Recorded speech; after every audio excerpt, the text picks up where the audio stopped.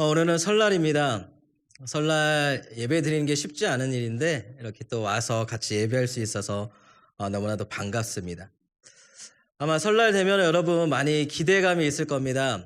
오랜만에 가족들 만나서 맛있는 것도 먹고 또 떡국도 먹고 제일 중요한 건 역시 세뱃돈이겠죠. 세뱃돈도 받고 이래저래 좋은 시간들을 우리가 많이 보냅니다. 그래서 어렸을 때는 우리가 생일보다 또는 생일만큼 기대했던 게 이런 명절 날이었을 거예요. 그런데 명절이 마냥 좋은 것만은 아닙니다. 어렸을 때는 세뱃돈 받느라서 너무 좋았는데 점점 커가면서 우리한테 스트레스가 다가오죠. 뭐 학업이라든지 연애라든지 취업, 결혼에 관련된 문제들.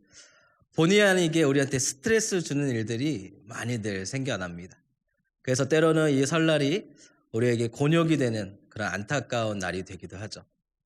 근데 우리가 원했던 모습들은 그런 모습이 아니었을 겁니다.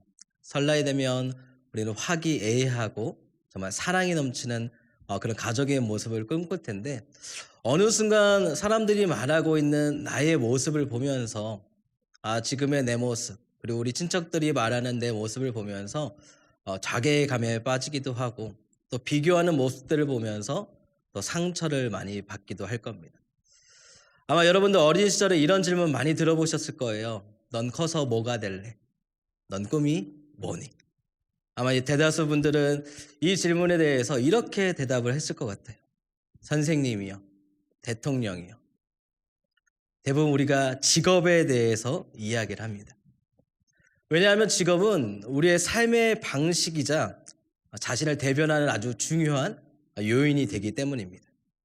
우리가 깊이 생각하고 준비하면서 어떠한 직업에 대해서 우리가 목표를 달성했을 때에 우리는 삶이 성공했다 또는 실패했다 이렇게 이야기하기 때문이죠. 따라서 우리가 직업을 갖는다는 것은 단순한 생계의 수단을 갖는 것이 아니라 우리가 사회의 일원으로서 어떠한 사람이 되어가는가 자리 잡아가는 과정이 되자 또 우리의 목표를 향해 나아가는 자기 실현의 과정이라고 이야기를 할 겁니다. 그런데 우리 그리스도인들은 그 안에서 한 단계 더 성숙한 생각을 해야 합니다. 무슨 직업을 갖느냐가 중요한 것이 아니라 우리가 하는 그 일들을 통해서 우리가 어떤 사람으로서 평가를 받을 것인가, 어떠한 사람이 되어서 세상 가운데 영향을 미칠 수 있을까, 우리는 그것을 생각할 수 있어야 합니다. 단지 먹고 살기 위해서 돈을 많이 벌기 위해서 이러이러한 직업을 가져야 된다. 그런 생각에 멈춰져 있다면 우리는 결코 그 일로 인해서 기쁨을 누릴 수도 없고 공허함만을 갖게 될 것입니다. 따라서 우리는 어떤 직업을 갖느냐 고민하기보다는 어떤 사람이 될 것인가, 어떤 어른이 될 것인가를 더 중요하게 생각할 수 있어야 하는 거죠. 특별히 여러분은 어떠한 사람이 되고 싶습니까? 지금 여러분 다 성인이신데 여러분의 어린 시절 꿈꾸던 모습대로 성인이 되면 이런 모습일 거야 라고 생각하면서 그런 모습으로 자라가고 있습니까? 저는 특별히 여러분들이 우리 성경의 말씀에 따라 성령 충만한 사람이 되기를 축복합니다. 성령 충만한 사람. 우리가 알다시피 초대교회는요, 성령의 역사로서 놀라운 부흥을 경험했던 교회였습니다. 그들 가운데는 담대한 복음 증거가 일어났었고 기도할 때에는 성령의 권능이 임했죠. 영적으로서 우리가 하나 되면서 물질로서 서로를 도와주고 배려하는 교회, 정말로 하나님이 기뻐하시는 교회, 오늘날 우리가 회복하고자 하는 교회의 모습을 그들은 이루었습니다. 그런데 문제가 발생했습니다. 교회가 커갈수록 여러 사역에 있어서 사람들이 필요했던 거죠. 특별히 어려운 성도들을 위해서 구제하는 일에 있어서 믿을 수 있는 사람이 필요했습니다. 오늘 성경 본문을 보니까 12 사도들은 일손이 부족해서 다른 사역에 차질이 생길 정도로 많이 바빴다 이야기합니다. 그래서 결국 말씀을 전하고 기도하는 일에 집중하기 위해서 교회의 사역을 맡길 수 있는 믿을 만한 사람을 택했다 이야기를 하죠. 오늘날 교회 역시 마찬가지입니다. 우리 청년부 역시 마찬가지일 겁니다. 일꾼들이 필요합니다. 그런데 그 일꾼을 우리가 아무나 세울 수가 없습니다.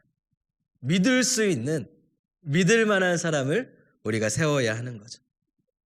오늘 본문 말씀을 보니까 그러한 일꾼의 자격에 대해서 성령과 지혜가 충만한 자라 말을 합니다. 그런데 이 성령과 지혜가 충만하다는 게 대체 무슨 말인지, 구체적으로 어떤 의미가 있는지 간혹 우리가 착각을 하게 되어집니다. 그게 어떤 의미가 있는지 발견하기가 쉽지가 않은 겁니다. 그래서 우리가 교회 안에 일꾼을 세우는 일에 있어서 굉장한 신중함을 가지고 사람들을 세워나갑니다. 성경은 특별히 오늘 우리에게 스데반이라는 사람의 모습을 보여주면서 그의 모습을 통해서 성령과 지혜가 충만한 자의 모습이 무엇인가를 우리에게 말해주고 있거든요. 오늘 그 모습을 한번 살펴보면서 우리 역시 그러한 성령 충만한 자의 모습으로 이 땅을 살아가게 되기를 예수님의 이름으로 축복합니다. 먼저 우리는 성경의 말씀을 통해서 우리 스데반의 삶이 섬김과 봉사의 삶이었다는 것을 살펴보게 됩니다. 성령 충만한 사람이라는 것은요, 예수님의 본을 따라서 잘 섬기고 봉사하는 사람을 말합니다. 예수님께서 이 땅에 오셨을 때 하신 말씀이 있습니다. 인자는 섬김을 받기 위해서가 온 것이 아니라 섬기러 온 것이다. 따라서 예수님을 닮고자 하는 자, 성령 충만함으로 가지고 살아가길 원하는 자는 그의 삶에 반드시 섬김과 봉사가 있어야 합니다. 우리가 지금 갈라디아서 말씀 큐티하고 있었죠. 갈라디아서 말씀을 보면은 성령의 열매에 대해서 이야기를 합니다. 사랑과 화평과 희락, 오래 참음과 자비와 양성과 충성, 온유와 절제. 성령 충만한 삶의 특징은요, 바로 그 삶 가운데 사랑이 넘친다는 건데, 그 사랑 가운데에 온유와 겸손이 합쳐지게 되면은 바로 남을 섬기는 섬김과 봉사의 모습으로 나타내게 됩니다. 우리 주변을 보면요, 이 성령 충만에 대한 오해를 가지며 살아가는 분들이 정말 많이 있습니다. 여러분들은 성령 충만하다, 이 모습을 어떻게 상상을 하셨습니까? 성령 충만이라는 것은 우리의 삶에 있어서 굉장히 아름다운 모습으로 나타나야 되거든요. 그런데 대부분 말하는 성령 충만은요, 종교적 열심을 갖고 살아가는 괴짜들의 모습으로 비춰집니다. 정말 야단 법석 떨면서 비정상적인 삶의 모습을 우리에게 보여주는 거죠. 아마 어린 시절부터 교회에서 자라오신 분들은 충분히 이해가 되지만 나중에 신앙생활을 하게 되신 분들은 방언의 모습들이 아마 그런 기억으로 남을 겁니다. 미친 사람들의 모임이죠. 처음 보는 사람에게 있어서는 전혀 이해가 안 되는 모습입니다. 하지만 교회 오래 다니신 분들은요, 와, 성령 충만하다. 저렇게 기도하는 거야. 성령으로 기도하는 거야. 그런 오해를 가지며 살아가고 있는 거죠. 오순절 성령 강림 사건을 여러분 혹시 기억하십니까? 사도행전 말씀을 보면 사람들은 제자들 향해서 이렇게 이야기를 했습니다. 저들이 술에 취했다. 정말 술 취한 이상한 모습으로 기도하는 그들의 모습을 보면서 이상하게 여긴 겁니다. 대부분 성령 충만하면 시도 때도 없이 밤낮 새벽 가리지 않고 교회에 와서 예배한다고 울고 불며 난리치고 집에는 돌아가지도 않고 완전 종교에 미친 사람의 모습으로 살아갑니다. 우리는 또 그것이 성령 충만의 삶이라 배우기도 했습니다. 근데 성령 충만은 이러한 삶의 모습이 아닙니다. 세상 사람들이 봤을 때 저 사람 뭔가 이상해, 정신병자 같아, 이런 말을 듣는 것이 아니라 저 사람에게서는 뭔가 말할 수 없는, 헤어나올 수 없는 매력이 있어. 저 사람을 만나고 나면 뭔가 마음에 감동이 다가와. 저 사람과 대화하며 너무나도 편안해. 항상 남을 먼저 생각하는 겸손함이 그와 대화를 하고 나면 나도 모르게 생겨나는 것 같아. 느껴지는 것 같아. 그런 것들을 경험할 수 있는 삶이 바로 성령 충만한 삶입니다.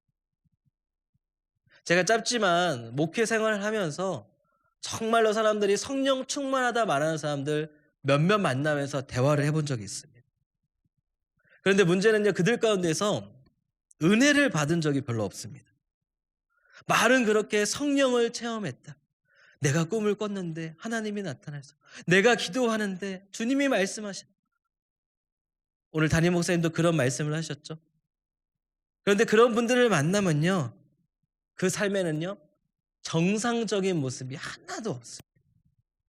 성령 충만하면 그의 삶과 그의 가정 가운데에 기쁨과 행복이 넘쳐나야 되는데 항상 가정 가운데 불화가 있습니다. 남편과 싸우고 아내와 싸우고 자녀들과 항상 싸우는 모습으로 살아갑니다.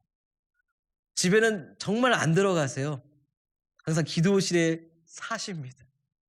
교회에 와서 기도하는 모습이 성령 충만이나 착각에 빠지면서 하나님을 세상의 도피처, 내 삶의 도피처럼만 생각하며 지냅니다. 이런 사람들이 어떻게 성령 충만한 사람이라 말할 수가 있겠습니까? 그의 삶에 그리스도의 향기가 나타나지 않는데 교회 안에 항상 분란을 일으키면서 그 입술 가운데에 감사와 고백이 아니라 누구 집사님이 저랬어, 무슨 목사님이 저래, 이런 불평불만만 나오는데 그런 삶에 어떻게 성령 충만이 있겠습니까? 성령 충만은요 그와 반대되는 삶입니다. 조용하고 그 입에 감사와 기쁨이 넘쳐나고 말과 행동에 있어서 절제가 있고 모든 일에 있어서 묵묵히 섬기고 봉사하는 삶, 그런 삶이 우리는 성령 충만한 삶이라 말합니다. 왜 그런지 아십니까 여러분? 성령은 하나님의 사랑이기 때문입니다. 그 사랑의 마음을 움직이는 것이 바로 성령 충만한 삶이 되기 때문입니다. 그래서 우리가 로마서 5장 5절 말씀을 보면 이렇게 이야기를 합니다. 성령으로 말미암아 하나님의 사랑이 우리 마음에 부은 바 됨이니. 하나님이 우리를 사랑하셨고 성령이 그 사랑을 우리 마음 가운데 부어주셨기 때문에 그 사랑을 가지고 우리가 다른 일을 섬기는 모습들이 자연스럽게 나타날 수 있게 된다는 겁니다. 스데반의 삶이 그러했죠. 그는 특별히 교회에서 과부들에게 성실하게 구제와 접대하는 일, 식량을 돌보는 일에 참여를 했습니다. 오늘날로 치면 식당 봉사를 의미합니다. 작은 일에도 성실함으로 그는 섬겼죠. 누가복음 16장 10절을 보면 이렇게 이야기를 합니다. 작은 일에 충성된 자가 큰 일에도 충성된다. 겸손히 스스로를 낮추는 사람이 진정한 성령 충만의 사람입니다. 그런데 대다수 사람들은 어떠합니까? 높은 자리에 올라가고 싶어 하죠. 교만의 자리에 올라서 스스로를 드러내고자 하는 사람들이 많이 있습니다. 힘든 일에는 참여하고 싶지가 않습니다. 눈에 띄고 누구에게나 인정받는 그런 봉사의 자리에 서고 싶은 것이 우리의 솔직한 마음이죠. 저 역시 그러했습니다. 저 역시 어린 시절에 앞에 쓰는 거 되게 좋아했습니다. 지금도 앞에 쓰지만 앞에서 찬양 인도하는 목사님, 전도사님들 되게 부러워했습니다. 앞에서 인정받는 그런 사람들의 모습들을 보면서 나도 저렇게 앞에서 서서 사람들한테 인정받고 싶다, 그런 마음이 들 때가 굉장히 많았습니다. 그런데 이런 마음을 가지면요 쉽게 상처받는다는 것 역시 깨달았습니다. 인정받고 섬김받고자 하는 마음 가지면요 결코 섬김의 자리에 설 수가 없습니다. 내가 이만큼 수고했는데 왜 알아주지 않는 거야? 내가 오늘을 위해서 얼마나 노력하고 기도했는데 왜 사람들은 나를 바라봐주지 않는 거야? 이런 마음이 들기 때문인 거죠. 그래서 섬김에 있어서 절대적으로 우리가 가져야 할 것은 겸손함과 충성됨입니다. 그 누가 알아주지 않아도 묵묵히 계속해서 그 자리에 있는 것. 충성과 신실함이 없으면요 섬김은 정말 쉽게 끝이 나기 마련입니다. 여러분 혹시 야구 좋아하십니까? 야구를 보면요, 야구에는 희생타 또는 희생 번트라는 게 있습니다. 이 타자는 아웃이 되지만 주자는 계속해서 주루하며 나아갈 수 있는 것. 다른 스포츠에는 이게 없습니다. 오직 야구에만 이게 존재합니다. 나 자신을 포기하고 팀의 승리를 위해서 기꺼이 아웃당하는 것을 감수하는 겁니다. 만약에 타자가요, 자신의 타율과 승률을 높이고자 자기 혼자만의 빛을 내고자 노력한다면 결코 이 희생타를 할 수가 없습니다. 그래서 야구를 정말 좋아하는 어떤 사람은요, 이 희생타를 홈런보다도 멋진 야구의 꽃이라고도 이야기를 합니다. 우리가 성령 충만한 섬김의 삶을 산다는 것은요, 바로 이 희생타를 이루는 삶을 살아가는 겁니다. 나 자신을 희생해서 다른 이를 섬기는 것. 여러분의 삶을 한번 돌아보시기 바랍니다. 여러분의 가정과 교회와 학교와 직장 안에서 여러분은 남을 위해 얼마나 자기 자신을 희생하고 있습니까? 낮은 자리에서 섬김을 이루고 있습니까? 하나님의 미랄이 땅에 떨어져서 죽기까지 수많은 열매를 맺는다 말했습니다.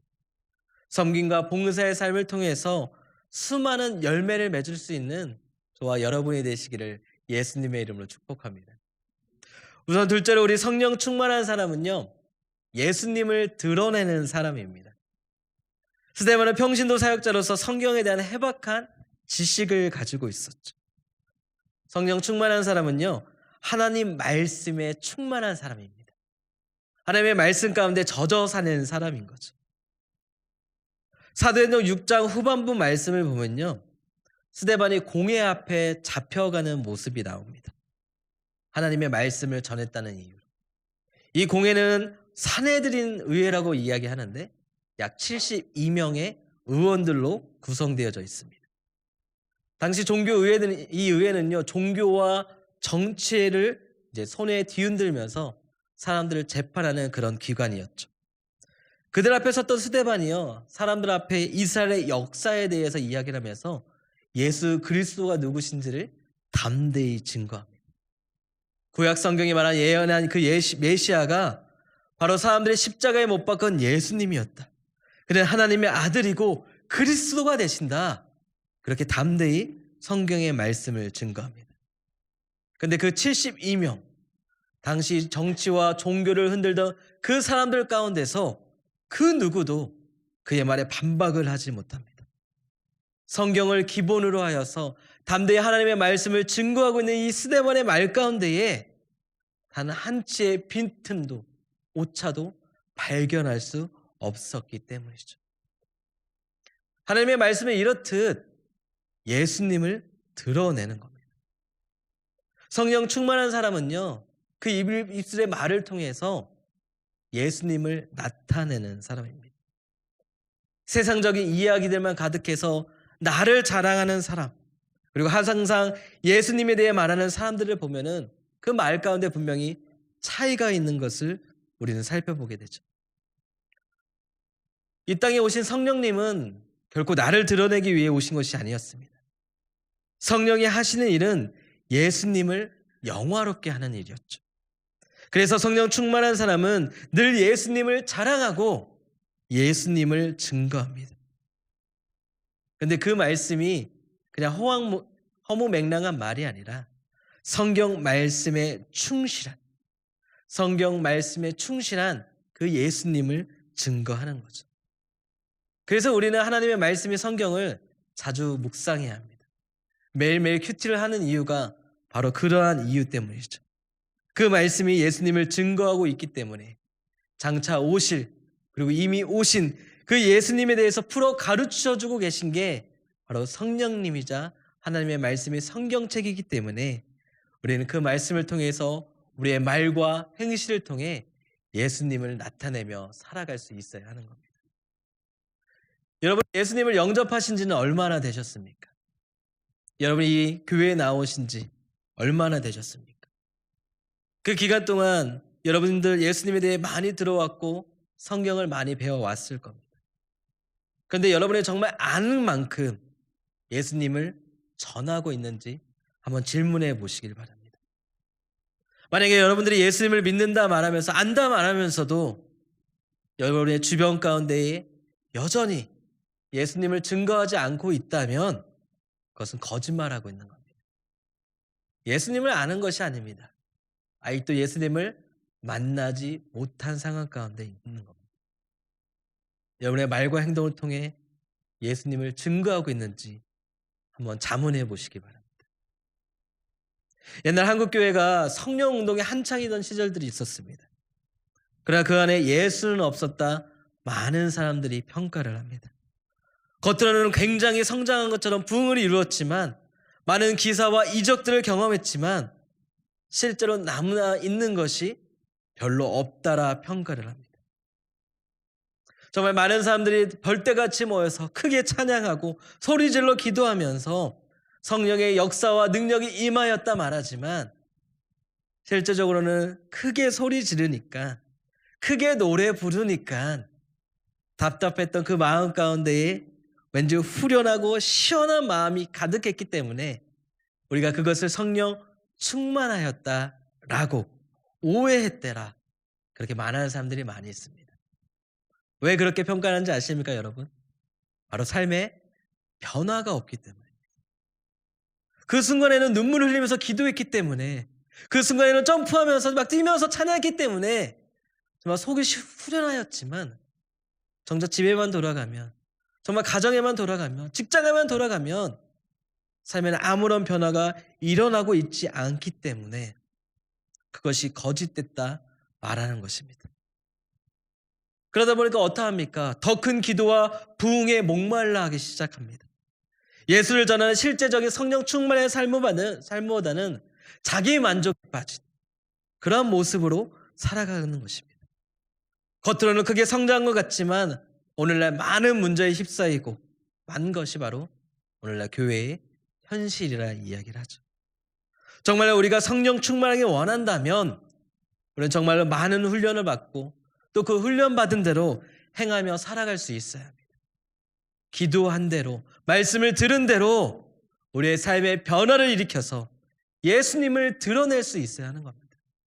건반 번지르한 그리스도인이 되는 것이 아니라 진짜 그리스도인이 되어서 이 땅 가운데에 예수님을 나타내는 그러한 삶을 살아갈 수 있어야 한다는 거죠.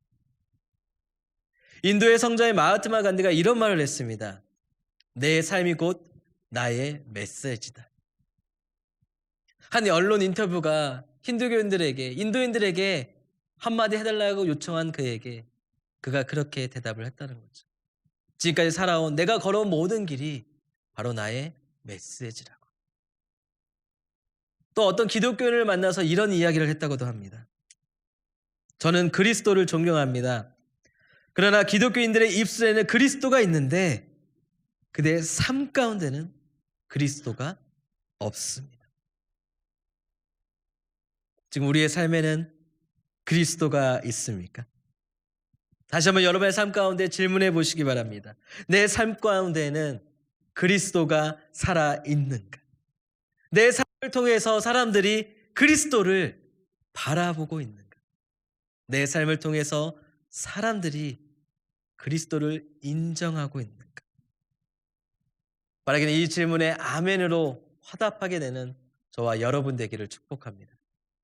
우리의 삶을 통해서 그리스도를 나타낼 수 있어야 합니다. 우리의 삶을 통해서 살아계신 예수님을 보여줄 수 있어야 합니다. 그때 세상은 진정 우리의 변화된 모습을 통해서 그리스도를 더욱 알아갈 수 있게 될 것입니다. 마지막으로 스데반은요, 이 천사의 얼굴을 했던 사람이라 성경은 표현을 합니다. 천사의 얼굴. 여러분, 천사의 얼굴을 한번 보신 적 있습니까?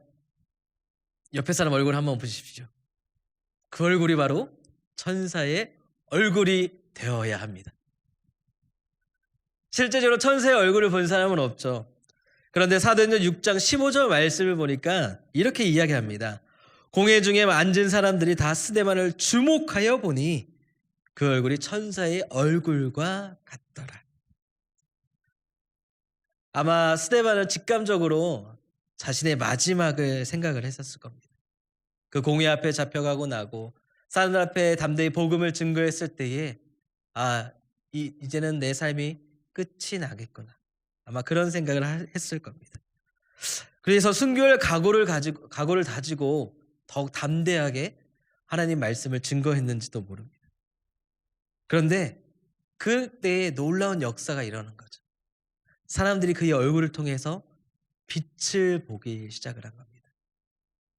요즘 말하는 물광, 불광 막 이런 거 말고 정말 하나님이 그와 함께하고 계심을 경험하게 되는 영적인 체험을 하게 되는 거죠.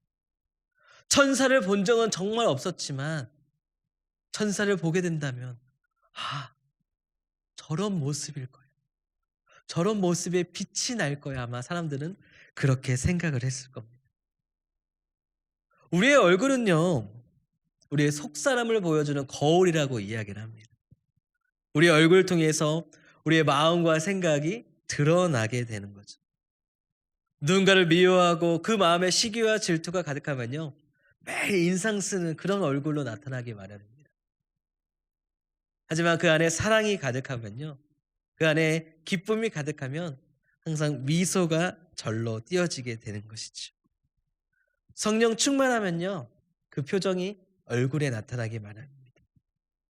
성령 충만한 자의 얼굴은요, 항상 기쁨이 있습니다. 모든 일에 즐거움이 있습니다. 옆 사람의 얼굴을 다시 한번 보세요. 성령 충만함이 느껴지십니까, 여러분? 여러분의 얼굴을 봤을 때에 다른 사람들이요, 성령 충만함의 광채를 볼 수 있어요. 성령 충만의 광채를 보면서 저 사람은 왜 대체 저렇게 기쁠까? 저 사람은 대체 무엇 때문에 저렇게 행복할까? 그런 의문점을 가질 수 있어야 하는 겁니다. 그래서 그들의 삶 가운데에 예수님을 전할 수 있는 또 다른 증거, 통로를 만들어갈 수 있어야 하는 거죠. 또 우리는 이런 생각을 해봐야 됩니다. 여러분, 스데반의 마지막 기도가 무엇인지 기억하십니까? 사도행전 7장 60절 말씀을 보면 이렇게 기도합니다. 주여 이 죄를 그들에게 돌리지 마옵소서. 누구의 기도와 좀 비슷하죠? 예수님께서 십자가에 하신 마지막 기도와 좀 비슷합니다. 하지만 분명한 차이점이 있습니다. 예수님의 기도는 사람들의 무지함에 대해서, 그들의 모름에 대해서 용서를 구하는 기도였죠. 제가 존경하는 목사님이 이 스데반의 기도는 이러한 기도였다라고 이렇게 해석을 하셨습니다. 스데반의 기도는 어떤 의미에서 내게도 잘못이 있습니다. 내가 좀 더 잘했으면, 내가 조금 더 복음을 잘 전했으면, 내가 그리스도인답게 잘 살았으면 이러한 일이 일어나지 않았을 것이다. 이렇듯 자신의 부족함을 인정하는 기도가 바로 스데반의 기도였다. 우리는 어떤 일이 있어서 나의 잘못을 인정하기보다는요, 어떤 이유를 대고 남을 탓하는 경우가 정말 많이 있습니다. 나에게 요만한 실수도 용납할 수가 없는 것이죠. 그런데 스데반은요, 이 죽음의 순간조차도 남다른 모습을 우리 가운데 보여주고 있다라는 거죠. 혹여나 모를 내가 잘못 전한 복음 때문에, 나의 작은 실수 때문에 이러한 일들이, 저 사람들의 이러한 화가 일어나게 된 것은 아닐까. 마지막 순간까지 나를 돌보는 겸손함의 모습을 그가 보여주고 있다는 것입니다. 그렇기 때문에 이런 기도를 할 수 있었다는 거죠. 저들의 죄를 용서하여 주옵소서. 이 죄를 저들에게 돌리지 말아 주십시오. 이런 용서와 사랑이 충만한 사람에게 바로 성령 충만한 광채가 일어나는 것입니다. 아무리 성형 수술을 한다고 해도, 아무리 멋지고 아름다운 모습을 얼굴을 바꾼다 하더라도요, 결코 흉내낼 수 없는 모습이 바로 이 성령 충만의 모습인 것입니다. 이런 스데반의 모습은 분명 사도 바울에게도 큰 영향을 미쳤을 거라 생각을 합니다.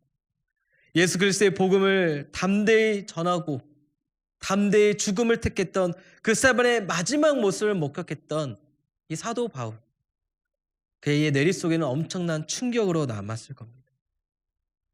그리고 겸허히 순교의 길을 걸어갔던 그의 모습을 떠올리면서 그도 죽기까지 주님 앞에 충성하며 하나님 말씀을 전하는 사도로서의 삶을 살아가지 않았을까라 그렇게 생각을 해봅니다.